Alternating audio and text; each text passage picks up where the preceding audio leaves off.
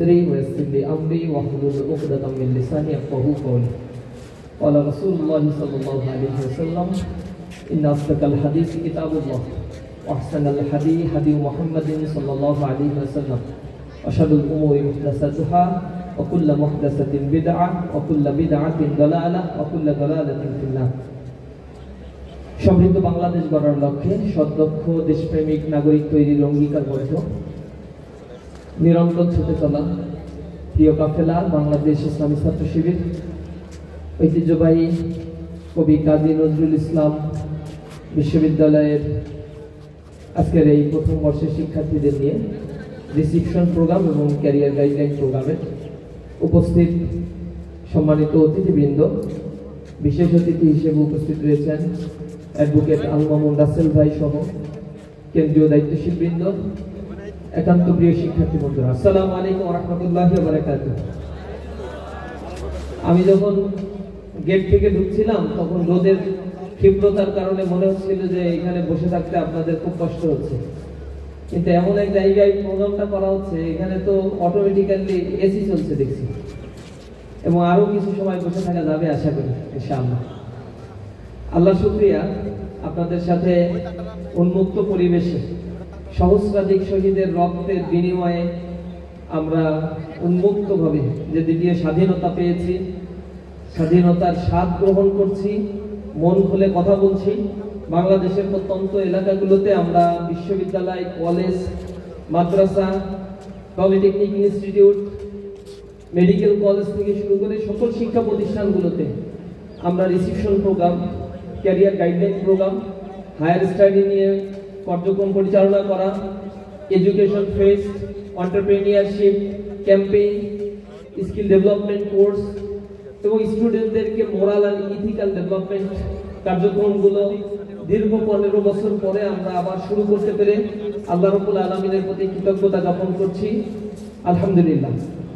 আমি সাথে সাথে স্মরণ করছি, এখন ডিসেম্বর মাস চলছে, সেখানে লক্ষ লক্ষ শহীদের রক্তের বিনিময়ে আমরা যে লাল সবুজের পতাকা পেয়েছি, যদিও আমরা স্বাধীনতার পরবর্তীতে আমাদের মুক্তি মেলেনি কাঙ্ক্ষিতভাবে, দীর্ঘ স্ট্রাগল করতে হয়েছে, মুক্তির জন্য বারবার জাতিকে জীবন দিতে হয়েছে, 90 স্বৈরাচারের বিরুদ্ধে আন্দোলন করতে হয়েছে, আবার 24 ফ্যাসিবাদের বিরুদ্ধে আন্দোলন করতে হয়েছে। এই বাংলাদেশে সকলের দৃষ্টি থেকে বাংলাদেশকে হেফাজত রাখার জন্য, মুক্ত রাখার জন্য বারংবার এই দেশের মানুষদেরকে জীবন দিতে হয়েছে। আমরা চাই আর আমরা এমন অপমৃত্যু আর আমরা দেখব না বাংলাদেশে ইনশাআল্লাহ। আমাদের বাংলাদেশকে ঐক্যবদ্ধভাবে আমরা আবার গড়ে তুলব। আল্লাহ রাব্বুল আলামিন যেন আমাদের রাজনৈতিক নেতৃবৃন্দের মধ্যে এই সুবুদ্ধির উদয় ঘটান, আমাদের মধ্যে যেন আরো বেশি ঐক্যতা দান করেন। আমরা সবাই মিলে যদি ঐক্যবদ্ধভাবে আমাদের যে মেধাগুলো আছে, মেরিটগুলোকে ইউটিলাইজ করে চলতে পারি, তাহলে নিঃসন্দেহে একটি দেশ সক্ষমতা এবং তার স্ট্যান্ড নিয়ে দাঁড়াতে খুব বেশি সময় লাগার কথা না। প্রিয় উপস্থিতি, আপনাদের কিছু প্রশ্ন আছে, আমি মনে হয় প্রশ্নগুলোর উত্তর দিলে অনেক কথা আমার শেষ হয়ে যাবে ইনশাআল্লাহ। একজন প্রশ্ন করছেন, নাম লেখেননি, শিবির করতে হলে কি রিলেশন ব্রেকআপ করতে হবে? এটা তো আপনি নিজেও জানেন, কোশ্চেনের মধ্যেই শুভঙ্করের ফাঁকি আছে। আপনি জানেন যে ইসলামী ছাত্র শিবির যারা করে সাধারণত তারা বিফোর ম্যারিটাল রিলেশনশিপে থাকে না, এক্সট্রা ম্যারিটাল অ্যাফেয়ার্স এর মধ্যে থাকে না, তারা তাদের যৌবনকে হেফাজত করে। সুতরাং এই প্রশ্নটা ইসলামী ছাত্র শিবিরের ক্ষেত্রে ভ্যালিড না। অন্যদের ক্ষেত্রে গার্লফ্রেন্ড কয়টা আছে, কয়টা ছাড়লো, এইগুলো নিয়েই হচ্ছে তাদের প্রতিযোগিতা হয়। আমাদের ক্ষেত্রে ইসলাম যেহেতু আমাদের মূল ভিত্তি এবং আমরা যেহেতু মুসলিম, মুসলমানদেরকে ইসলাম যে ডিরেকশন গুলো দিয়েছে সেই ডিরেকশনটা আমাদেরকে ফলো করতে হয়, তো আমরা এর প্রতি লায়াবল, অবিডেন্ট এবং কমিটেড। এই কমিটমেন্টের জায়গায় আমরা বলি, যদি আমাদের শারীরিক সক্ষমতা তৈরি হয়, অর্থনৈতিক সক্ষমতা তৈরি হয়, তাহলে আমার রাসূল যেটা বলেছেন, ইয়া মা'শারাশ শাবাব মান ইসতাতা মিনকুমুল বাত ফালইনজাউজ, হে যুবক সম্প্রদায়, এখানে যুবতীদেরকেও ডাকছে আল্লাহ, বলছে তোমাদের মধ্যে যার সক্ষমতা আছে বিয়ে করে ফেলো। বিয়ের বাইরে গিয়ে যে কাজগুলো করবা এগুলো প্রতারণার শামিল। যদি টু বি ফ্রাঙ্কলি বলতে হয়, আমি অনেকগুলো ইউনিভার্সিটিতে আমার পড়ার সুযোগ হয়েছে, পাবলিক, একটা প্রাইভেট, বিভিন্ন প্রতিষ্ঠানগুলোতে আমি যে দেখেছি সেখানে প্রেম করে একজনের সাথে, সংসার করে আর একজনের সাথে, সংসারের পরে আর একজনের সাথে আবার একটা বন্ধুত্বের সম্পর্ক রাখে। এটা ফ্রেন্ডশিপ। এটা হচ্ছে কি বলে, মোর দ্যান ফ্রেন্ডস, বন্ধুত্বের চাইতেও নাকি অনেক বড় কিছু এটা। এই কারণে সংসার আবার টিকছে না। আপনারা যাবেন ঢাকা সিটি কর্পোরেশন সাউথ, সেখানে প্রথম আলো পত্রিকার রিপোর্ট দিচ্ছে একটা সিটি কর্পোরেশনে 53,000 ডিভোর্স লেটার জমা হয়ে আছে, যেগুলো মাস মারা হয়নি, মানে সমাধান হয়। আর সমাধান তো হয়ে গিয়েছে কোর্টের মাধ্যমে একটা হিউজ অংশ। নিউক্লিয়াস ফ্যামিলি ডেভেলপ করছে সেখানে। এখানে বন্ডিং, ফ্যামিলি বন্ডিং গুলো হারিয়ে যাচ্ছে। পরকীয়া সম্পর্কের কারণে দুর্ঘটনা ঘটছে, সন্তানকে হত্যা করে ফেলছে, স্ত্রীকে হত্যা করে ফেলছে। এরকম ঘটনা বাংলাদেশের পত্রিকাগুলো খুঁজলে অপরহ একটা ঘটনা। কিন্তু ইসলামিক সোসাইটিতে এই জাতীয় ঘটনাগুলো ঘটার কথা ছিল না। ইউরোপের সোসাইটিগুলো আজ নষ্ট হয়েছে এবং ধ্বংস হওয়ার পেছনে কারণ হচ্ছে এক্সট্রা ম্যারিটাল অ্যাফেয়ার্স এবং সামাজিকীকরণ নাই। সামাজিক পারিবারিক এই গঠনতন্ত্রটা তারা মেনে চলতে পারে না। যার ফলশ্রুতিতে বলকান অঞ্চলগুলোতে যান, স্ক্যান্ডিনেভিয়ান দেশে যান, অথবা বাল্টিক অঞ্চলের দেশগুলো বা ইউরোপের দেশগুলোতে আপনি যদি যান, সেখানে দেখতে পাবেন 56টা দেশ রয়েছে পৃথিবীর বুকে যাদের নেগেটিভ পপুলেশন হয়েছে। পৃথিবীর এই দেশগুলো সংখ্যিত হয়ে আছে। আমাদের মতো দেশগুলো থেকে নাগরিক নিয়ে গিয়ে স্থায়ীভাবে তাদের নাগরিকত্ব প্রদান করা হচ্ছে। কারণ তাদের একটা কনসেপ্ট ছিল, ইসলামকে ঠেকানোর জন্য তারা একটা প্রথা চালু করবে, free sex living together. Free sex living together এই প্রথার মধ্য দিয়ে যে বাড়িতে তার শারীরিক চাহিদা পূরণ হয়ে গেলে সে আর পরিবার গঠন করবে কেন? যখন তার যৌবনের শক্তি আছে, অর্থ সামর্থ্য এগুলো সব আছে, তখন সে তো আর পরিবারতন্ত্রের ব্যাপারে বা পরিবারের ব্যাপারে তার আসলে সেরকম আগ্রহ উদ্দীপনা থাকার কথা। আমি চাইনায় গিয়ে আমাদের সাথে কিছু গাইডের সাথে আমার সম্পর্ক হয়েছে চাইনিজ। তো তাদের সাথে একবার কথা বলতে বলতে কিছু লোককে জিজ্ঞাসা করলাম, তোমার বয়স কত? চাইনিজরা সত্য কথা বলে, 40 বছর বয়স। আমি বলছি, তোমার ছেলে মেয়ে কয়টা? বলে ছেলে মেয়ে নাই, আমি বিয়ে করিনি। তাই বলছি, তুমি বিয়ে করো নাই, তোমার জৈবিক চাহিদা এগুলো কিভাবে পূরণ করো? না, এগুলো তো এমনি এমনি হয়ে যায়, এগুলোর জন্য কি আর বিয়ে করতে হয়? এটা শর্ত না তাদের জন্য। এগুলো তারা মনেই করে না যে এটা বিবাহ শাদী এগুলো করার দরকার আছে। চায়না এখন প্রতি বছর 80 লক্ষ জনসংখ্যা কমছে পার ইয়ার। টোটাল যার গ্রোথ ক্ষমতা তার চাইতে ডিক্লাইন হচ্ছে।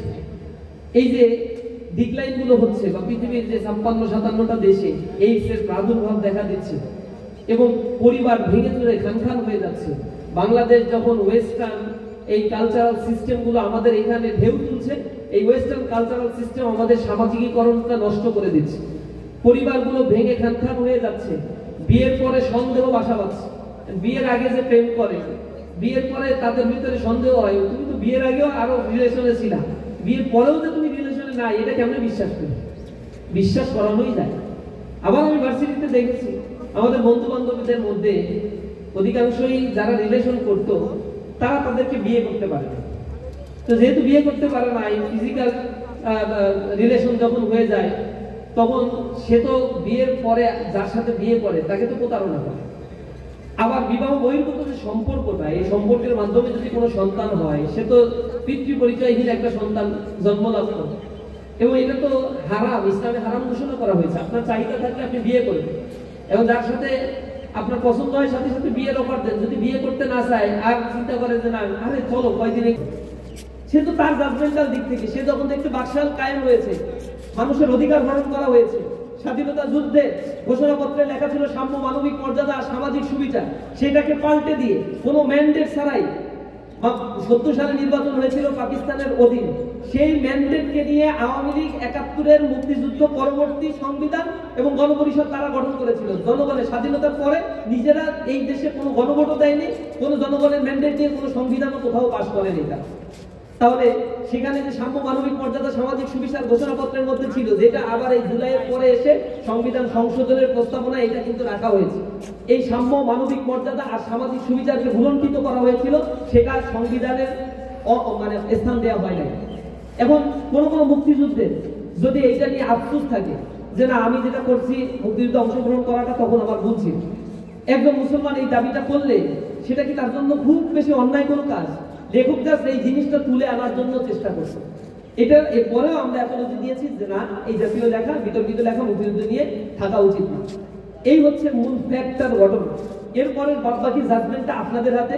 আপনারা বই পড়েন, মুক্তিযুদ্ধ নিয়ে অনেক রিসার্চ হয়েছে, ডেট রেকর্ডিং বই পড়েন, শর্মিলা বসু, সুভাষচন্দ্র বসুর নাতি লিখেছে, এরপরে অ্যান্থনি মাসকারেন হাসের লেখা অরক্ষিত, তারপরে মেজর আব্দুল জলিল যিনি সেক্টর কমান্ডার ছিলেন, অরক্ষিত স্বাধীনতাই পরাধীনতা, তারপরে বাংলাদেশ রক্তের ঋণ, এই বইগুলো আরো অনেক মুক্তিযুদ্ধ নিয়ে, মূলধারা ৭১ বইটা আপনারা পড়তে পারেন, আরো অনেক অনেক বই আছে, এগুলো একটু পড়ে রিয়েল মুক্তিযুদ্ধের হিস্ট্রিটা একটু জানার চেষ্টা করেন। দীর্ঘদিন ধরে মুক্তিযুদ্ধকে নিয়ে একটা বাণিজ্য করা হয়েছে, দেশের মধ্যে বিভাজন তৈরি করা হয়েছে, স্বাধীন বাংলাদেশ কিভাবে আগাবে তার কোনো চিন্তা ভাবনা নাই। বর্তমান বাংলাদেশকে পরাধীন দেখে ৭১-এর মুক্তিযুদ্ধের চেতনা নিয়ে যখন বিকৃত করে করে এই দেশকে আগাতে দেয় নাই, লুটপাট করছে, সম্পদ পাচার করছে, টাকার পাহাড় করছে, এগুলো ছিল তাদের চেতনার ব্যবসা। এই ব্যবসাটা এখন পর্যন্ত ধরে রাখার জন্য একটা সম্প্রদায় চেষ্টা করে। দেশের অগ্রগতি নিয়ে, স্বাধীন বাংলাদেশের অগ্রগতি নিয়ে তাদের চিন্তা নেই। সারা পৃথিবীর অন্যান্য দেশগুলোর ইতিহাস টেনে দেখবে, এরকম কোনো জাতি নাই যে জাতি ৫০-৬০ বছর আগের আমাদের এই প্রজন্ম তো সেই মুক্তিযুদ্ধ দেখেই নাই, মরেই গেছে। সবাই অধিকাংশ মুক্তিযুদ্ধ মরে গেছে। ওই চেতনা নিয়ে এসে এখনো বিভাজনের রাজনীতি করে একটা দেশ যাতে আগাতে না পারে পা ধরে টেনে নেওয়ার জন্য সকল বন্দোবস্ত করা হচ্ছে। কারণ এই চেতনার খবর তো ২৪-এ রচনা শেষ, কিন্তু সেই চেতনা নিয়ে আবার আরেকজন ব্যবসা করার সুযোগ হচ্ছে। আমরা মুক্তিযুদ্ধের ব্যাপারে আমাদের স্টেটমেন্ট, বোর্ড স্টেটমেন্ট, বাংলাদেশের স্বাধীনতার সার্বভৌমত্বে আমরা শতভাগ বিশ্বাসী এবং এই স্বাধীনতার সার্বভৌমত্ব রক্ষার জন্য আমরা জীবন দিতে প্রস্তুত। বাংলাদেশকে পরিগঠনের জন্য আমরা আগামীর বাংলাদেশকে কিভাবে গড়ে তুলবো সেজন্য আমরা এই দেশের জনগণকে ওন করি, দেশের মানুষকে ওন করি, দেশে করাপশন ফ্রি একটা গভর্নমেন্ট তৈরি যাতে হয় এই জন্য আমরা চেষ্টা করে যাচ্ছি। ইসলামী ছাত্র শিবির গঠনের পর থেকে এই দেশের কল্যাণের জন্য সকল কার্যক্রম করছে।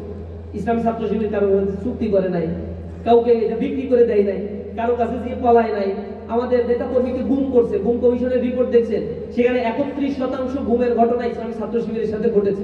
টোটাল গুমের লিস্ট দিচ্ছে একটা। সকল ছাত্র সংগঠনের মানে কোন ছাত্র সংগঠনের তালিকা সেখানে নাই, একটা ছাত্র সংগঠনের তালিকা আছে। প্রথমে আছে বিএনপি, ছাত্রদল, তাঁতি দল, শ্রমিক দল, যুবদল, সব দল মিলে ৩৫% গুমের ঘটনা।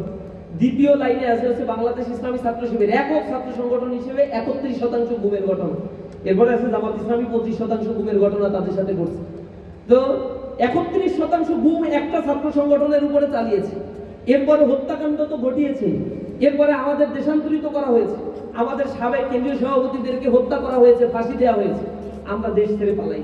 আমাদের প্রথম কেন্দ্রীয় সভাপতি যখন তার বিচার শুরু করা হয়েছে ট্রাইব্যুনালে, তখন তিনি আমেরিকায় ছিলেন, তার কার্যক্রম মানে ব্যবসায়িক কাজে। ইবনে সিনা ট্রাস্টের মালিক ছিলেন, দিগন্ত কর্পোরেশনের মালিক ছিলেন, এরপরে ইসলামী ব্যাংকের চেয়ারম্যান ছিলেন তিনি, ইসলামী ব্যাংকের পরিচালনা পরিষদের অন্যতম একজন ডিরেক্টর ছিলেন তিনি, একজন মস্ত বড় একজন বিজনেসম্যান ছিলেন। সেই মানুষটা যখন বিচার ফয়সালা টান দিছে যে এই অর্থনীতিকে ভেঙে দিতে হবে, তখন তিনি আমেরিকায় অবস্থান করছেন। তাকে বারবার নিষেধ করা হয়েছে, আপনি আসলেই গ্রেফতার করবে, বিচার করবে। সে বলছে আমি কি চোর নাকি, আমি আসলে ব্যবসা করছি, আমার যদি মৃত্যু আল্লাহ লেগে থাকে আমার দেশেই মৃত্যু হবে, আমি ভয় নিয়ে পালানোর জন্য এই বাংলাদেশে জন্মগ্রহণ করি না, সুতরাং আমি আমার দেশে যাবো। দেশে আসছে, 2 দিনের ব্যবধানে গ্রেফতার করছে, এরপরে তাকে ফাঁসি দিচ্ছে।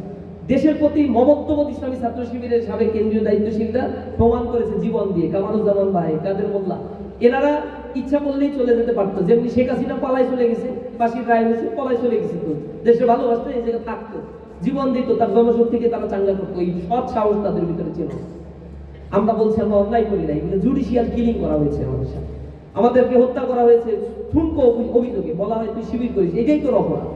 জেলখানায় আমার ধরে নিয়ে গেছে, আমি আমার অপরাধ থাকি, বলে তুমি ছাত্র শিবির করো না, সেটা কি অপরাধের কোনো ক্রাইটেরিয়ায় পড়ে? এটা কি নিষিদ্ধ কোনো সংগঠন? বলছে না, শিবির করে এটাই অপরাধ। রাতে নিয়ে রিমান্ডে মারবে, মারতেছো কেন? তুমি শিবির করো তাই এমনি মারতেছি। কেন মারতেছি ওরাও জানে না, আমিও জানি না, ও মারতেছে আমি মার খাচ্ছি, এরকম একটা জীবন। কেন শিবির করে? এটাই হচ্ছে তাদের সমস্যা। এটাকে একটা থ্রেট হিসেবে নিয়ে গেছে যে ছাত্র শিবির যদি দাঁড়িয়ে যায় বাংলাদেশে, চেহারাটা এখন বাংলাদেশের প্রত্যেকটা ক্যাম্পাসে দেখতেছেন আপনারা, ছাত্র শিবির বিজয় অর্জন করছে। এই ঘটনা এইটাই যে প্রথম 2024 সালে তা না। ইসলামী ছাত্র শিবির প্রতিষ্ঠার পরে 1978 সাল, 77-এ প্রতিষ্ঠা, 78 সাল থেকে ছাত্র সংসদ নির্বাচন করে। 78, 79, 80, 81, 82, 83 এইগুলোতে ছাত্র সংসদে এক চেটিয়া ইসলামী ছাত্র শিবির সকল ছাত্র সংসদে বিজয় অর্জন করছে। সেখানে ঢাকা বিশ্ববিদ্যালয় তো কখনোই রাজনৈতিক শক্তি তাদের বাইরে কাউকে বিজয় অর্জন করতে দেয় নাই। 69 সালে, 79 সালেও ইসলামী ছাত্র শিবিরের প্যানেল দিয়ে সেখানে 1400 ভোট পেয়েছিল, 3rd পজিশনে ইসলামী ছাত্র শিবির ছিল।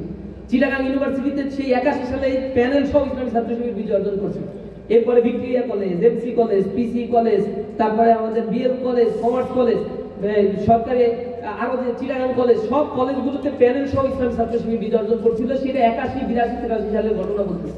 এরপরে 90 এর পর থেকে সকল ছাত্র সংসদ স্টপ করে দেওয়া হয়েছে। স্টপ করে দেওয়া হয়েছে যে এরকম ছাত্র সংসদ চলতে থাকলে ছাত্র শিবিরে আর ঠেকানো যাবে না। ছাত্র সংসদ স্টপ করো, এদেরকে মারো, মিডিয়া ট্রায়াল করো, ট্যাগিং দাও, এদের থামানো যাবে। অনেক চেষ্টা করছে তো, 30টা বছর চেষ্টা করে 17 বছর স্টিমুলার চালিয়েছে। লাভটা হয়েছে কি? কোনো লাভ হয় না। আমাদের জাজমেন্টে আওয়ামী লীগ আসার সময় আমাদের যে মেম্বার সংখ্যা ছিল, আর আওয়ামী লীগ বিদায় নেওয়ার পরে আমাদের মেম্বার সংখ্যা 4 গুণ বাড়ছে। তাহলে হিসাব করে দেখলাম আওয়ামী লীগের আসার আগে 35 বছর কাজ করে যা পারি নাই, আওয়ামী লীগ আসার পরে আমরা 15 বছরে আলহামদুলিল্লাহ আমাদের প্রতি ছাত্রদের আকর্ষণটা এত বেশি বাড়ছে। কারণ নিষিদ্ধ জিনিসের প্রতি মানুষের আকর্ষণটা একটু বেশি, নিষিদ্ধ করে রাখছে, আর ছাত্ররা খুঁজে খুঁজে আমাদের কাছে আসছে। আল্লাহর রহমতে আমাদের কোনো সমস্যা হয় নাই। হয়তো আমাদের রক্ত ঝরেছে, এটা ন্যাচারাল বিষয়। স্বাধিকার আন্দোলনের জন্য জীবন দেওয়াটা এটা গর্বের বিষয় আমরা মনে করি। ইসলামী ছাত্র শিবির এত ব্যয়বহুল আয়োজনের টাকা কোথা থেকে পায়? মানুষ কেন শিবির থেকে দূরে থাকতে পারে? টাকা আমরা আমাদের পকেটের টাকা দেই, একটা অংশ এটা we are bound to pay. মাসের 1 তারিখে একটা প্রোগ্রাম হয় আমাদের, সেটাকে আমরা সদস্য যারা আমাদের সবচেয়ে বড় দায়িত্বে যারা থাকে এদেরকে সদস্য বৈঠক বলে। ওই বৈঠক 1 তারিখে হয়। বাধ্যতামূলক সবাইকে এই বৈঠকে এসে পকেটের টাকা দিয়ে আগে বাইতুল মাল দিয়ে এরপরে বৈঠকে ঢুকতে হবে। সে যদি 300 টাকা বাইতুল মাল মানে তার টিউশনি করে আয় করে, তাহলে সেখান থেকে 50 টাকা মিনিমাম 50 টাকা তাকে এখানে দিতে হয়।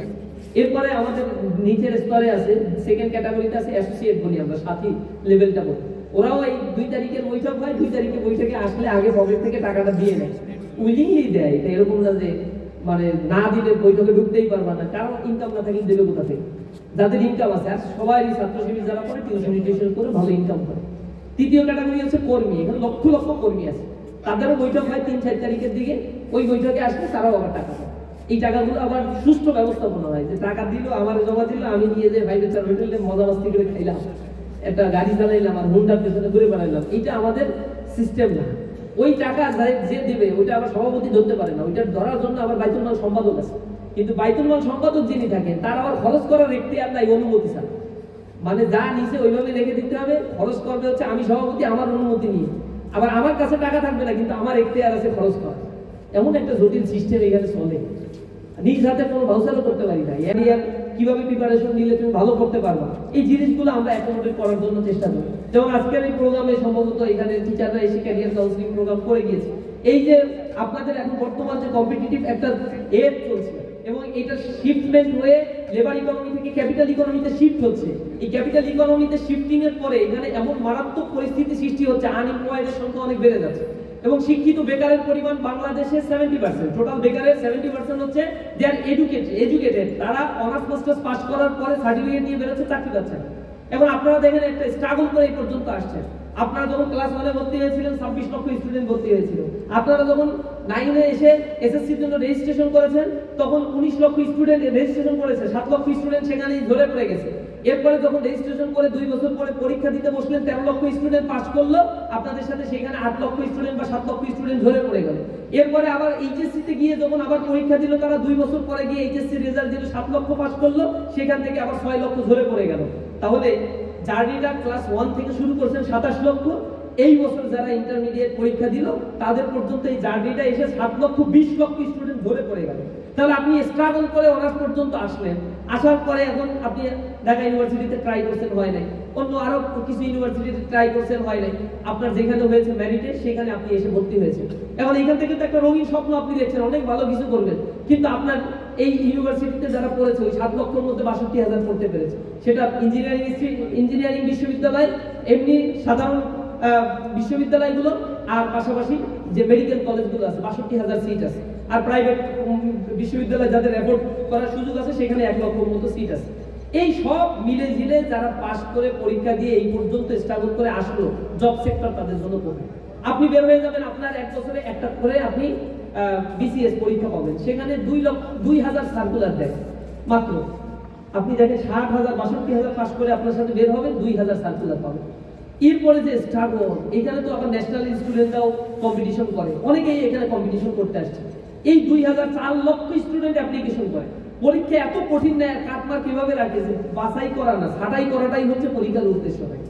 এবং এই যে স্ট্রাগল করে সরকারি চাকরির সার্কুলার দিচ্ছে মাত্র 1%, 99% হচ্ছে এই চাকরির পিছনে ছুটতেছে। চাকরি পায় না বিধায় একটা রিভলিউশন করে ফেললো তারা চাকরির অধিকারের জন্য, কোটা সিস্টেমের এগেইনস্টে গিয়ে চাকরি লাগবে।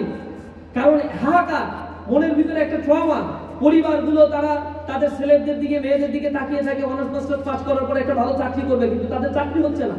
ইউনিভার্সিটিগুলোর কারিকুলামগুলো এত স্ট্রংলি তৈরি করা হয় না যে লেখাপড়া করার সাথে সাথে ইন্ডাস্ট্রি অ্যাফিলিয়েটেড হয়ে থাকে।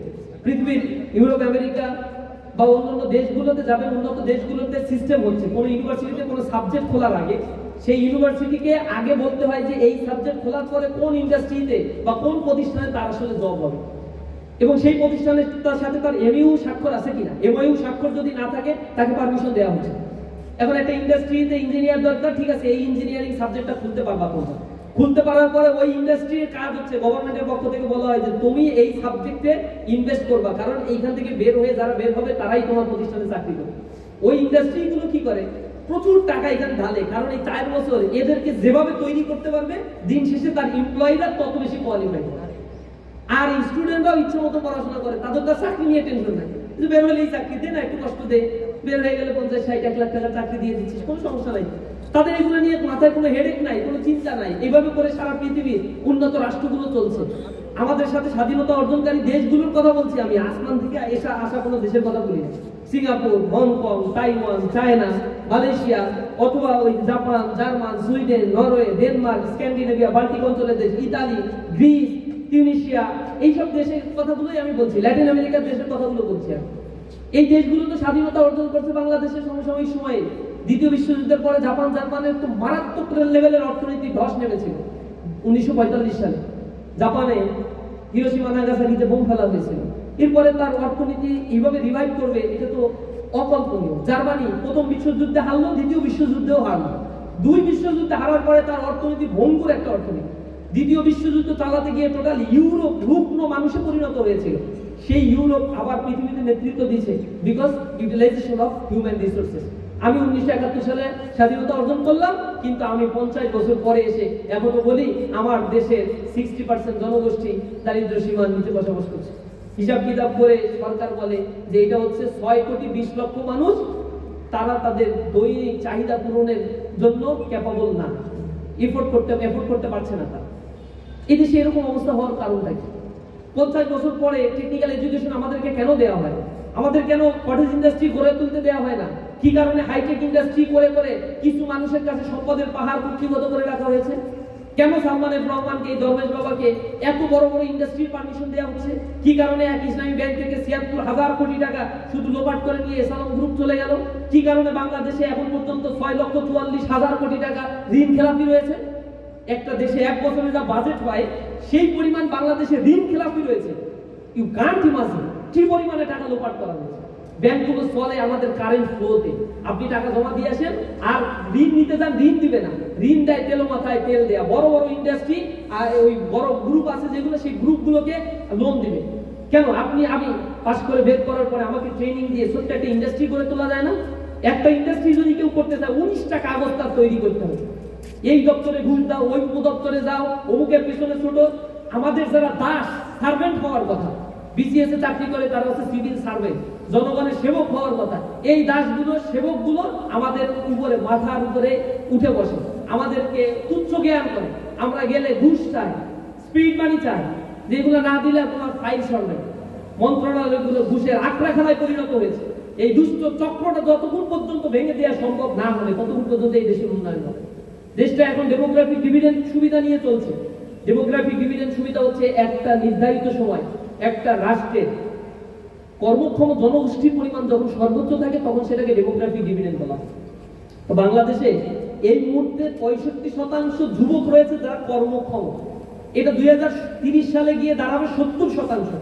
এরপরে গ্রাজুয়ালি ইট ডিক্লাইন, এটা আস্তে আস্তে কমতে থাকে। আবার এরকম সুবিধা আমরা পাবো 80 বছর পরে গিয়ে। এই যে বিজনেস সাইকেলটা হয়, এই বিজনেস সাইকেলটা খুবই দুষ্ট একটা চক্র অর্থনীতির ক্ষেত্রে। এটা 2006 সালে শুরু হয়েছে। 6 সাল থেকে এই দেশকে নিয়ে চক্রান্ত করছে ভারত, যাতে এই দেশের শিক্ষা কাঠামোটা একটা আধুনিক কর্মমুখী একটা শিক্ষা কাঠামোতে দাঁড় না হয়। যুব শ্রেণী বের হয়ে যাবে, চাকরি খুঁজতে থাকবে, নেতার পিছনে ছুটতে থাকবে। অনার্স মাস্টার্স পাস করার পরে 10,000 15,000 টাকার চাকরির জন্য তাকে ইন্টারভিউ দিতে দিতে পায়ের তলা খালি করে ফেলতে হয়। হাস্যরস করা হয় এদেশের যুবকদের নিয়ে, হাস্যরস করা হয়। বলা হয় 15,000 টাকা 20,000 টাকা বেতন তোমাকে দেওয়া হবে, এরপরে তোমার অনার্স পাস করতে হবে, মাস্টার্স পাস করতে হবে কোনো একটা ভালো ইউনিভার্সিটি থেকে। সিজিপিএ 3.5 এর উপরে থাকলে ভালো হয়, এসএসসি এইচএসসি তে 4.5 থাকলে অগ্রাধিকার দেওয়া হবে। যদি সায়েন্সের ছাত্র হও তাহলে তোমাকে আরো একটু গুরুত্ব সহকারে বিবেচনা করা হবে। কতটা তামাশা করা হয় চিন্তা করেন এই দেশের জনগণের সাথে। এত ক্রাইটেরিয়া, তাহলে তুমি কেন বাংলা পড়াও আমারে দিয়ে? কেন ঘন্টায় ঘন্টায় সমাজ বিজ্ঞানের সাবজেক্ট খুলে নিয়ে বসে আছো, চাকরির ব্যবস্থা করতে পারো না? রাষ্ট্র এই চিন্তাটুকু কেন করে না তার জনগণকে নিয়ে? জনগণকে দাস বানিয়ে রাখার একটা প্রবণতা। যে ছাত্রদের কথা আমি বললাম অনার্স পর্যন্ত আসতে গিয়ে 20 লক্ষ ছাত্র ধরে পড়ে যায়, এই 20 লক্ষ ছাত্রদের নিয়ে কি ধরনের পরিকল্পনা এই রাষ্ট্র করে থাকে?